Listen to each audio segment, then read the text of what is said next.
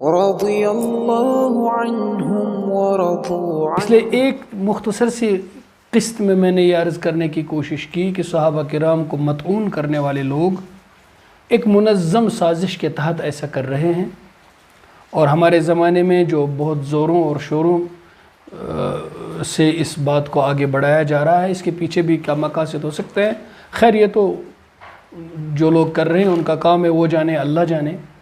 ہمارے سامنے جو قرآن ہے، سنت رسول ہے، دین کی پوری شکل ہے، ہم اس کو نظر میں رکھ کر اپنا دینی، ایمانی اور ملی فریضہ سمجھتے ہیں کہ حتی المقدور جو کچھ بھی علم اللہ نے عطا فرمایا ہے اس کی روشنی میں آپ تک حقیقی بات کو پہنچانے کی کوشش کریں۔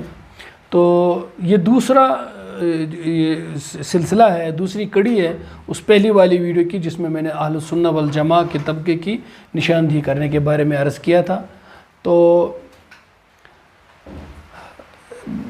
بات کو آگے بڑھاتے ہوئے میں نے اس سے پہلے عرض کیا تھا کہ اہل السنہ والجماعہ 3 لفظوں کا مرکب ہے، اس سے مجموعہ ہے اہل سنہ اور جماعہ۔ تو اس کو اگر 2 ہی میں آپ تقسیم کر دیں گے کہ ایک تو ہے سنت رسول صلی اللہ علیہ وسلم، ایک ہے صحابہ کرام کی جماعت، یہ ہے ما انا علیہ واصحابی کی تعریف، اور آگے قیامت تک حضور صلی اللہ علیہ وسلم کی سنت، عقیدہ و عمل اور صحابہ کرام کا طرز زندگی جو اس عقیدہ اور عمل کی پیروی میں آگے بڑھا، اس نقشے پر قیامت تک جو لوگ چلیں گے وہ ہیں اہل السنہ والجماعہ، سنت اور جماعت کے لوگ، اس پر چلنے والے لوگ۔ ان کی نشاندہی اس طرح سے کی گئی ہے قرآن میں، حدیث میں، سنت میں۔ جیسے جو جماعت نبی کریم صلی اللہ علیہ وسلم نے تیار فرمائی، ان کو آپس میں کس طرح کا تعلق تھا، میں نے اس سے پہلے بھی عرض کیا کہ صحابہ کرام کی آپس کی محبتیں اور آپس کے تعلقات اور آپس کے مخلصانہ رشتے جو انہوں نے قائم کیے، نبی علیہ الصلوۃ والسلام کی محنت سے، آپ کی موجودگی میں عرب کے لوگوں کا جو تعصب ہے اور جو عصبیت ہوتی تھی اور جو قبائلی ضد و اناد ہوتا تھا، اس میں وہ سب ختم ہو گیا۔ کامیاب ہوئے نبی کریم صلی اللہ علیہ وسلم عرب کے مختلف قبیلوں کے بیچ میں، خاندانوں کے بیچ میں جو نفرت اور جو عداوت اور جو بغض اور جو جنگیں ہوا کرتی تھی، صدیوں سے قتل و غارت گری ہوا کرتی تھی، اس عصبیت جاہلیت کو ختم کر دیا تھا نبی کریم صلی اللہ علیہ وسلم نے۔ اور تعریف کیا تھی ان کی؟ المؤمن للمؤمن کالبنیان یشد بعضہ بعضا، بخاری اور مسلم کی حدیث ہے کہ مومن کے لیے ایسا ہے جیسے دیوار ہوتی ہے، دیوار میں ایک اینٹ دوسری اینٹ کے ساتھ لگ کر اس کو طاقت بخشتی ہے، اس کے لیے ایک سہارا بنتی ہے، اور وہ اینٹیں مل کر آپس میں مل کر بنیان مرصوص بن جاتی ہیں، ایک سیسا پلائی ہوئی دیوار بن جاتی ہیں وہ اینٹیں، اور وہ دیوار مضبوط ہو جاتی ہے۔ تو آپ نے جب فرمایا مومن اور مومن کی یہ مثال ہے جیسے اینٹیں ہوتی ہیں دیوار میں، ٹھیک؟ تو اب بتائیے یہ مومن اور مومن آپس میں یشد بعضہ بعضا، اگر یہ صحابہ کے بارے میں نہیں کہیں گے تو آگے آنے والا جو مومنین کا طبقہ ہوگا، کوئی بھی کسی بھی زمانے کا طبقہ، وہ اس معاملے میں صحابہ سے بڑھ جائے گا۔ ان کو اس معاملے میں تعلقات اور رشتے اور محبتیں اور اخلاص اور دل کے تعلقات صحابہ سے زیادہ ہوں گے۔ ظاہر ہے جب حضور نے فرمایا تو آپ نے یہ جماعت خود تیار کر کے دے دی اور اپنی تربیت سے سکھایا کہ اس طرح مومن ہونے چاہیے۔ اسی طرح سے مسلم شریف میں حدیث ہے کہ بلکہ بخاری شریف میں بھی یہ حدیث ہے، المسلم اخو المسلم، مسلمان کا بھائی ہوتا ہے۔ اور یہ قرآن مجید کی اس آیت کی تشریح میں ہے کہ انما المؤمنون اخوہ، مومن آپس میں بھائیوں کی طرح رہتے ہیں۔ تو بتائیے جب نبی علیہ الصلوۃ والسلام نے ایسی جماعت تیار ہی نہیں کی کہ جو آپس میں بھائی بھائی رہ سکتے تھے، بھائی بھائی کی طرح بن سکتے تھے، قربانیاں آپس میں ایک دوسرے کے لیے دیتے تھے، ایثار کر سکتے تھے، تو پھر حضور صلی اللہ علیہ وسلم آنے والے امتیوں پر یہ بوجھ ڈالنا چاہتے تھے کہ تم اس طرح کی جماعت بنا کے دو، ہم اس طرح کی جماعت بنانے میں کامیاب نہیں ہوئے، نعوذ باللہ من غضب اللہ۔ آپ بحیثیت مسلمان کیا ایسا سوچ سکتے ہیں؟ اس لیے ابتدا میں ہم نے یہ عرض کیا تھا کہ جو اسلام کو مانتا ہے وہ ان من گھڑت قصے کہانیوں کو ہرگز نہیں مانے گا، اور جو ان من گھڑت قصے کہانیوں کو، ڈکوسنوں کو، جھوٹ کو مانتا ہے وہ سرے سے اسلام کو ہی نہیں مانتا ہے، وہ حضور کو کامیاب نبی نہیں مانتا، وہ قرآن کے بیانات کو نہیں مانتا۔ اس لیے یہ اسلام کی دو متضاد اور پیرلل اور اپوزٹ شکلیں ہیں ایک دوسرے سے۔ صحابہ کی تنقید کرنے والے کوئی اور ہی چیز مانتے ہیں جس کا نام انہوں نے اسلام رکھا ہے، اور صحابہ کرام کی عظمتوں کو تسلیم کرنے والے قرآن کو مانتے ہیں۔ آگے چلیے،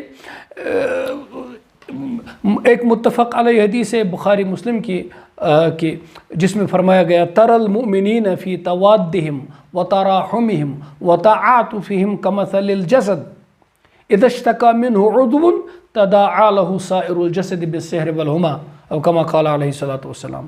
بخاری مسلم میں یہ روایت ہے کہ مومنوں کی، مسلمانوں کی مثال ایسی ہے آپس کی محبت میں، آپس کی رحم میں، آپس کی ملاطفت میں، آپس کے تعلقات میں، ایسی ہے جیسے بدن اور بدن کے جو عناصر ہیں آپس میں۔ ایک بدن کے عنصر کو تکلیف ہوگی، انگلی میں درد ہوگا تو آنکھ بے خوابی میں اس کے ساتھ جاگے گی اور سارا بدن بخار میں اس کے ساتھ شریک ہوگا۔ جس طرح سے اس بدن کے آپس کے اعضاء کا تعلق ہے کہ ایک عضو میں تکلیف ہے، سارا بدن اس تکلیف میں بے خوابی میں اور اس تکلیف میں اس کا شریک ہے، اسی طرح سے یہ امت ہے، اسی طرح سے مسلمان ہیں، اسی طرح سے مومنین ہیں کہ ایک جگہ کسی کے ہاں تکلیف ہوگی تو ساری امت اس کو محسوس کرے گی۔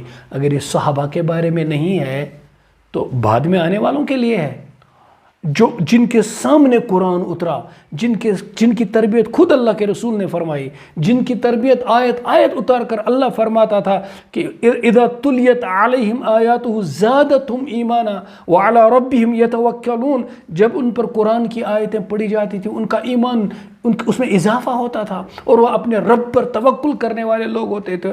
تو جب وہ اس کے مصداق نہیں ہو سکتے تو آگے آنے والے ہم لوگ اس کے مصداق ہوں گے یا کوئی اور طبقہ اس کا مصداق ہو سکتا ہے؟ امت تو یہی مانتی ہے کہ حضور کے بعد افضل ہیں صحابہ، اس کے بعد ہیں تابعین، اس کے بعد ہیں ان کے تبع تابعین، کہ خیر القرون قرنی ثم الذین یلونہم ثم الذین یلونہم خیر الناس قرنی ثم الذین یلونہم ثم الذین یلونہم، میرے زمانے کے لوگ سب سے بہترین لوگ ہیں، پھر اس کے بعد آنے والے زمانے کے لوگ، پھر اس کے بعد آنے والے زمانے کے لوگ۔ تو سب سے عظیم اور بہترین مسلمان حضور نے خود صحابہ کو فرمایا، تو یہ انہی کے بارے میں ہے۔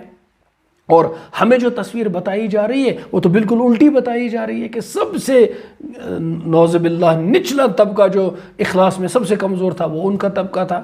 اسی طرح سے اب ان کی جماعت کے بارے میں فرمایا ید اللہ علی الجماعہ من شذ شذ فی النار، اس جماعت پر اللہ کا ہاتھ ہے جو ان سے کٹ گیا وہ دوزخ میں چلا گیا، وہ جہنمی ہو گیا۔ جو اس صحابہ کی جماعت سے کٹ گیا، جو ما انا علیہ و اصحابی کی جماعت سے، اس طریقے سے، اس لاہ عمل سے، اس روشن ملت بیضاء سے کٹ گیا، وہ دوزخ میں چلا گیا۔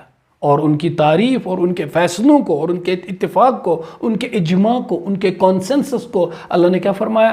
لا یجمع اللہ امتی علی الضلالہ، ان اللہ لا یجمع امتی علی الضلالہ۔ یہ ترمذی کی حدیث ہے کہ اللہ تعالیٰ میری امت کو کبھی گمراہی پر جمع نہیں کرے گا۔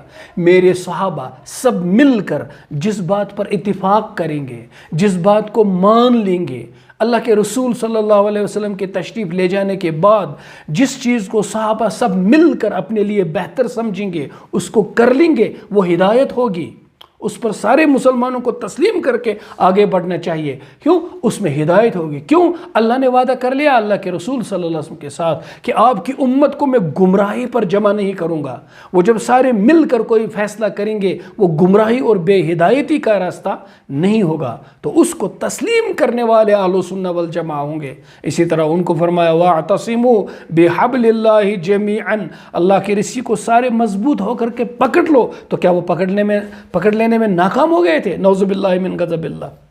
اور اب سنت کی شکل کو دیکھ لیجئے، وہ سنت اور سنت سے پھر ہٹ کر جو چیزیں بنی ہیں، انہوں نے کس طرح سے امت کے اندر تفریق کو اور اضطراب کو اور افتراق کو اور تشتت کو اور انتشار کو پیدا کیا۔ سنت میں فرمایا، یہ بھی بخاری اور مسلم کی روایت ہے، من احدث فی امرنا ھذا ما لیس منہ فہو رد، جو ہمارے اس دین میں کوئی نئی چیز پیدا کرے گا جو اس دین کے اندر سے نہیں ہے، جو اس دین کے ساتھ میل نہیں کھاتی ہے، وہ مردود ہے وہ بات۔ من عمل عملا لیس علیہ امرنا فہو رد، جو کوئی ایسا کام کرے گا جس پر ہماری کوئی دلیل نہیں ہوگی، ہم نے عمل نہیں کیا ہوگا، ہمارے ہدایت یافتہ صحابہ نے عمل نہیں کیا ہوگا، وہ عمل مردود ہے۔ من صنع امرا علی غیر امرنا فہو رد، ابو داؤد کی حدیث ہے، پہلی مسلم شریف کی تھی، جس نے کوئی ایسا کام کیا جو ہمارے کام سے ہٹا ہوا ہوگا وہ مردود ہوگا۔ علیکم بسنتی وسنت الخلفاء الراشدین، لازم ہے تم پر اے مسلمانوں میری سنت کو پکڑ لو اور میرے خلفاء راشدین کی سنت کو پکڑ لو۔ کتنی عظیم پیشن گوئی ہے اور کتنی صداقت کی دلیل ہے نبی علیہ السلام کی نبوت کی۔ آپ صلی اللہ علیہ وسلم اپنی حیات طیبہ میں فرما رہے ہیں میرے بعد خلفاء راشدین ہوں گے، خلفاء راشدین کی سنت کو پکڑ لینا۔ تمسکو بہا، پکڑ لو اس سنت کو، پکڑ لو میری سنت کو، خلفاء راشدین کی سنت کو۔ ایک حدیث میں صراحت کے ساتھ فرمایا، میرے بعد حضرت ابوبکر اور حضرت عمر کی اقتداء کر لو۔ علماء اسلام نے اتفاق کر لیا کہ حضرت ابوبکر صدیق، حضرت عمر، حضرت عثمان، حضرت علی اور حضرت امام حسن رضی اللہ عنہ اجمعین یہ خلفاء راشدین ہیں۔ عمر بن عبد العزیز جو بنو امیہ میں سے گزرے ہیں رحمہ اللہ، ان کے بارے میں کہا ہے کہ وہ خلفاء راشدین کے نقش قدم پر، ان کے عدل پر، انصاف پر اور نہج خلفاء پر حکومت کرنے والے تھے۔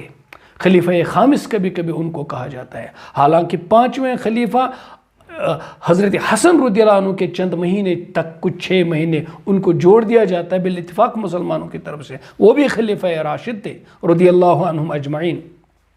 وَعَضُّوا عَلَيْهَا بِالنَّوَاجِذ، ڈاڑوں سے، اپنی ڈاڑوں سے زور کے ساتھ پکڑے رکھو اللہ کے رسول کی سنت کو، خلفاء راشدین کی سنت کو۔ وَإِيَّاكُمْ وَمُحْدَثَاتِ الْأُمُورِ، بچو، ساری امت سے کہا گیا بچو، دور رہو، اپنے آپ کو بچاؤ، اپنے دین کو بچاؤ۔ کس سے؟